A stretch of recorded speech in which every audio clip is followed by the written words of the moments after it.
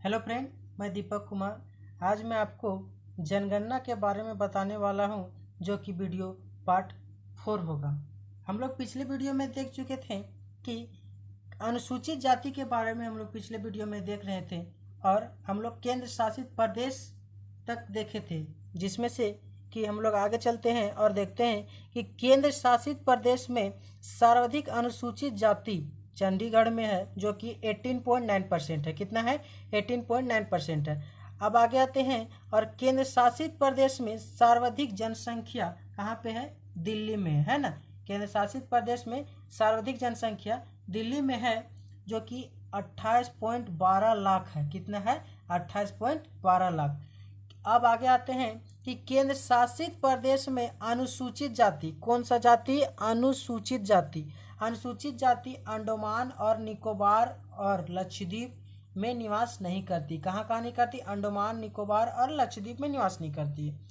कि अनुसूचित जाति का टोटल प्रतिशत है 16.6%। कितना परसेंट है? 16.6%। अब आते हैं हम लोग न्यू टॉपिक में कि अनुसूचित जनजाति के बारे में जानते हैं। किनके बारे में? अनुसूचित जनजाति के बारे में जानते हैं कि एसटी का टोटल प्रतिशत 8.6% है। एसटी यानी कि अनुसूचित जनजाति।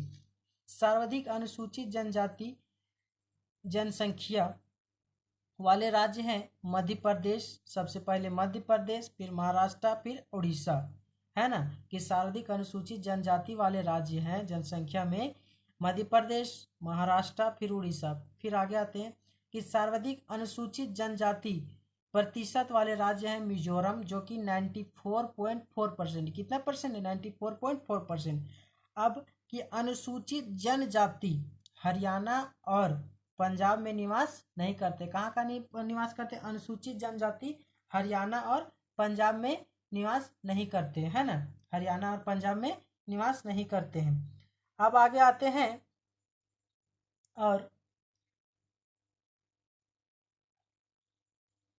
इसका टोटल परसेंट देखते हैं, है ना।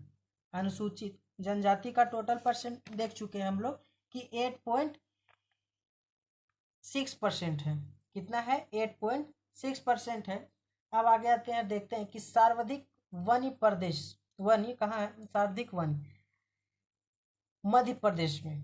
कहाँ पे? मध्य प्रदेश में। कुछ अलग बात देखते हैं कि सर्वाधिक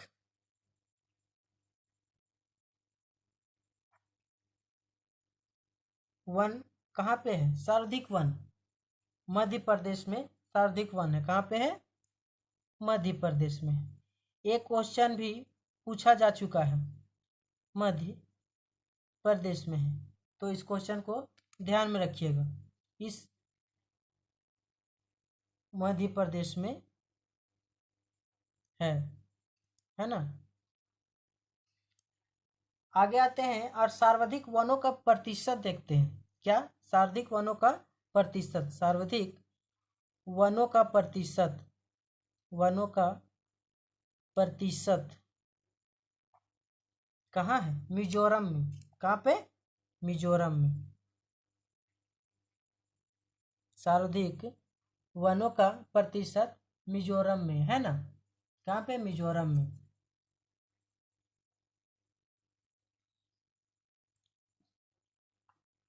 केंद्र शासित प्रदेश में प्रतिशत सर्वाधिक है लक्षद्वीप में।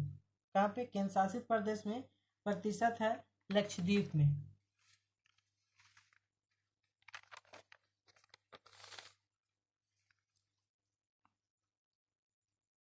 चलिए लिखते हैं कि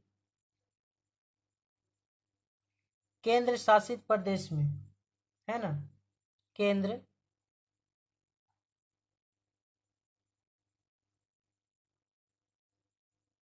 शासित प्रदेश में, केंद्र शासित प्रदेश में सर्वाधिक प्रतिशत है लक्षद्वीप का।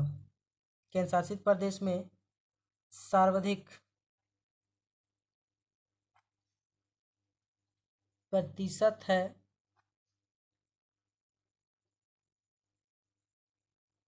लक्षद्वीप द्वीप का, किसका है? लक्षद्वीप का, जो कि 94.8% है। कितना है? ये जितने भी एक लाइन का जो आंसर दिख रहा है आपको, ये सारे के सारे पूछे जाने वाले क्वेश्चन है ना? ये सारे के सारे पूछे जाने वाले क्वेश्चन है कि केंद्र शासित प्रदेश में सर्वाधिक प्रतिशत है लक्षद्वीप का, है ना? आगे आते हैं और देखते हैं कि केंद्र शासित प्रदेश में अनुसूचित जनजाति की जनसंख्या है सर्वाधिक में। यहाँ पे सर्वाधिक में केंद्र शासित प्रदेश में सर्वाधिक अनुसूचित जनजाति का प्रतिशत लक्षद्वीप है ना? अब आगे आते हैं, केंद्र शासित प्रदेश में अनुसूचित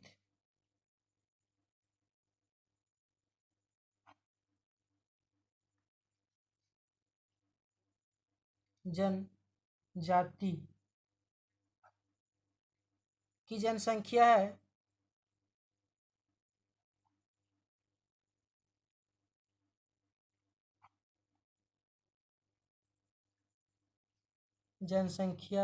है सर्वाधिक। कितना है? सर्वाधिक दादर और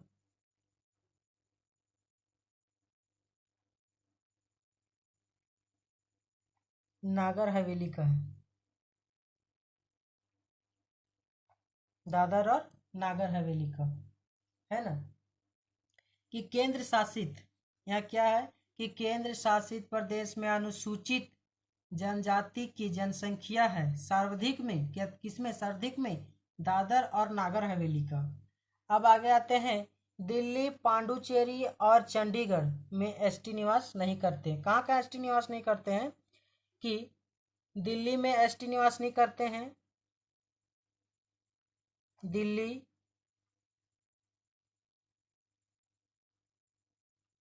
पुडुचेरी और चंडीगढ़ में एसटी निवास नहीं करते हैं। एसटी निवास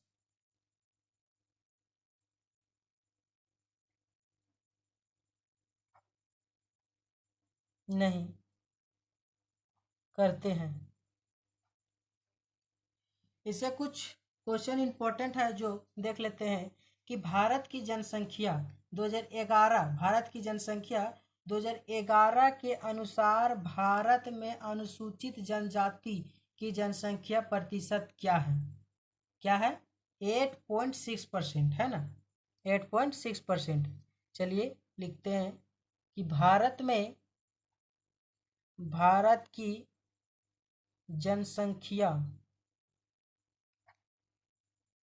2011 के अनुसार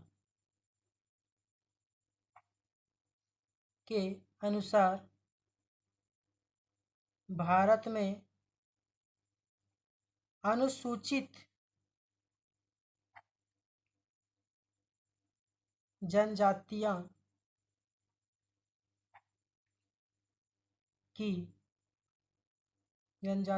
जनजातियों की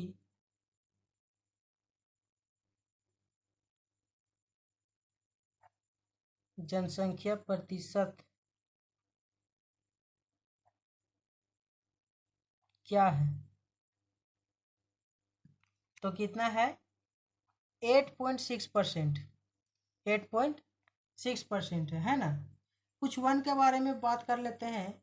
तो सर्वाधिक वन है मध्य प्रदेश, फिर सर्वाधिक 1% मिजोरम, और न्यूनतम यानी कि नहीं है ना, हरियाणा में। हम जितने भी क्वेश्चन बताए हैं वो सारे इंपॉर्टेंट क्वेश्चन है। ध्यान में रखते हुए क्वेश्चन को देखिएगा। कुछ और क्वेश्चन देख लेते हैं जो कि इम्पोर्टेंट है कि 2011 की जनगणना के अनुसार भारत का वह राज्य जहां कुल जनसंख्या में जनसंख्या का प्रतिशत सबसे अधिक है, कहाँ पे है? तो वो मिजोरम हो जाएगा, है ना। हम लोग पढ़ते आ रहे हैं, देखते आ रहे हैं ना, मिजोरम। पीछे भी हम लोग देखे हैं कि 2011 की जनगणना 2011 की जनगणना के अनुसार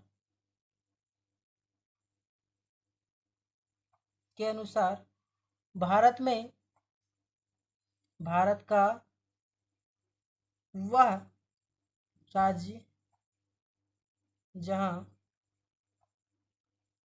कुल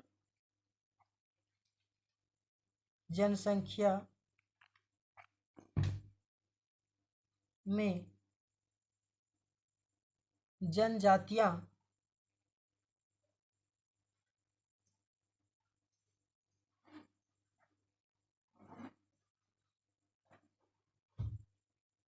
जनसंख्या का प्रतिशत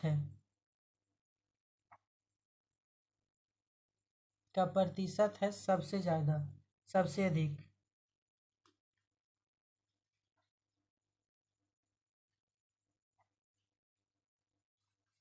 तो कहाँ हो जाएगा?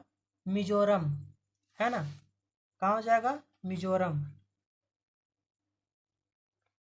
ये चीज़ हम लोग पीछे भी देख के आए हैं, मिजोरम। कुछ इम्पोर्टेंट फैक्ट के बारे में बात कर लेते हैं 2011 के अनुसार, है ना। कुछ इम्पोर्टेंट फैक्ट के बारे में बात कर लेते हैं 2011 के अनुसार कि 2011 में कुल शहरी जनसंख्या है 31.16%। कितना है? 31.16%। इम्पोर्टेंट फैक्ट के बारे में हम लोग बात करते हैं।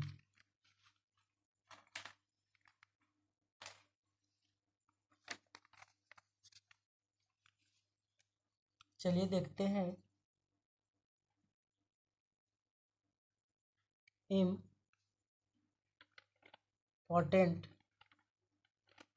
फैक्ट 2011 के अनुसार।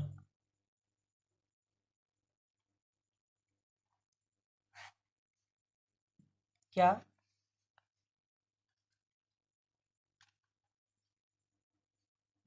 कि 2011 में कुल शहरी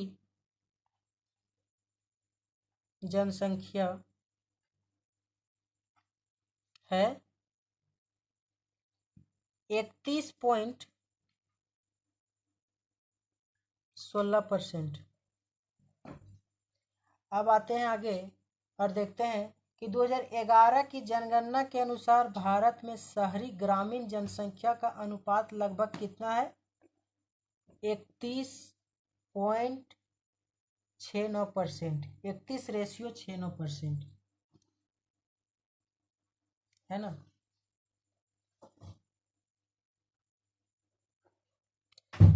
दो 2011 की जनगणना के अनुसार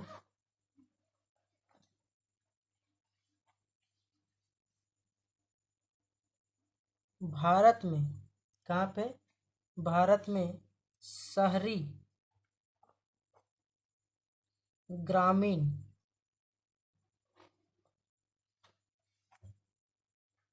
जनसंख्या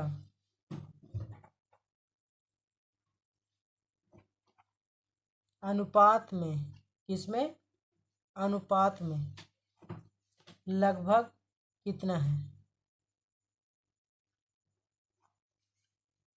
लगभग कितना है? किसमें पूछा है? अनुपात में। ध्यान दीजिएगा कि यह क्वेश्चन अनुपात में पूछा है, तो वह हो जाएगा 31:69 है ना, 31:69। आगे आते हैं और देखते हैं कि 2011 की जनगणना के अनुसार, है ना, 2011 के जनगणना के अनुसार मृत्यु दर 7.2 प्रति 1000 लोगों में है। कितना है? प्रति 1000 लोगों में। 2011 की जनगणना के अनुसार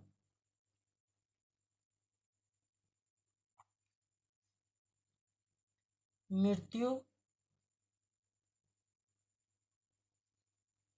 दर 7.2 प्रति 1000 लोगों में है।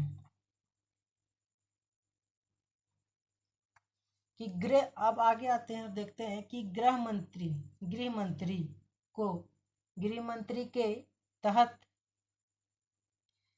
मंत्री के तहत महापंजीक और जनगणना आयुक्त का कार्यालय दशकीय जनगणना के लिए जिम्मेदार है। क्या है? गृह मंत्री जो है वह महापंजीक और जनगणना आयुक्त के कार्यालय दशकीय जनगणना के लिए जिम्मेदार है।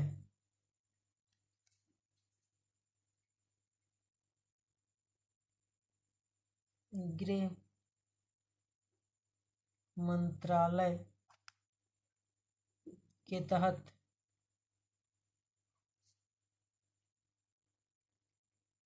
महापंजीक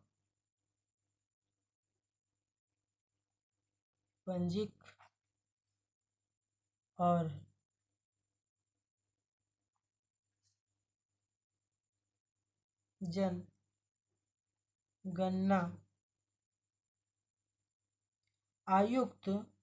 जनगणना आयुक्त का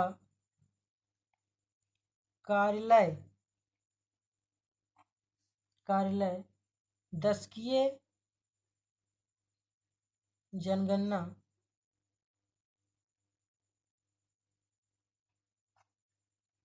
के लिए जिम्मेदार है।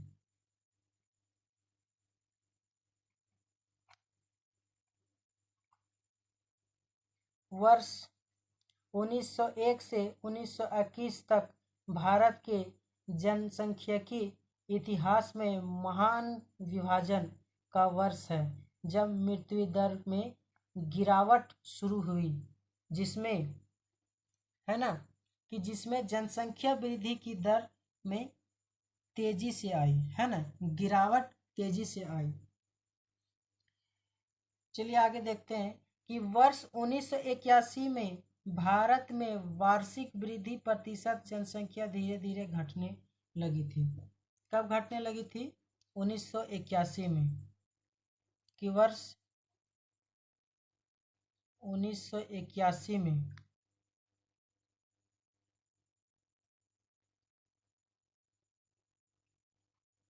भारत में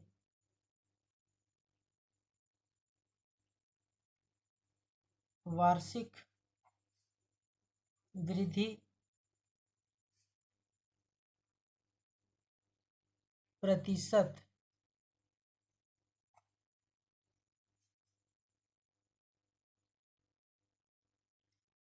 वार्षिक वृद्धि प्रतिशत जनसंख्या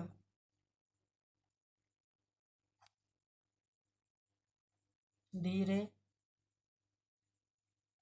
धीरे घटने लगी। कब घटने लगी? 1981 में। ध्यान दीजिएगा, है ना, 1981 में घटने लगी थी। धर्म के अनुसार सर्वाधिक जनसंख्या, है ना। अब हम लोग बात करते हैं धर्म के अनुसार। चलिए लिख देते हैं कि धर्म के अनुसार सर्वाधिक जनसंख्या हिंदू धर्म में मानने वाले की है 79.80%।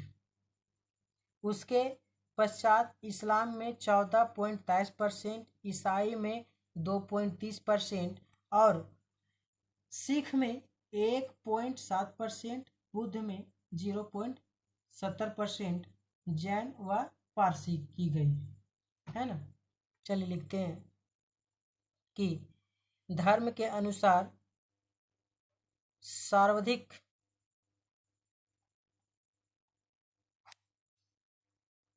सर्वाधिक जनसंख्या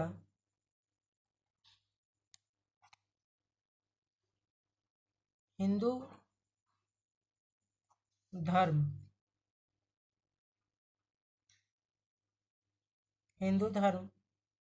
मानने वालों की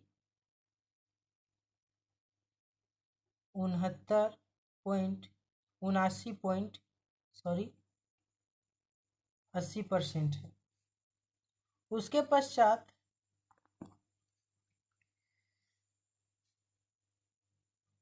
पश्चात इस्लाम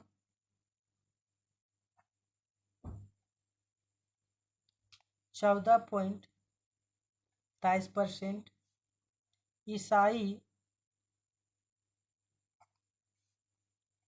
2.30%,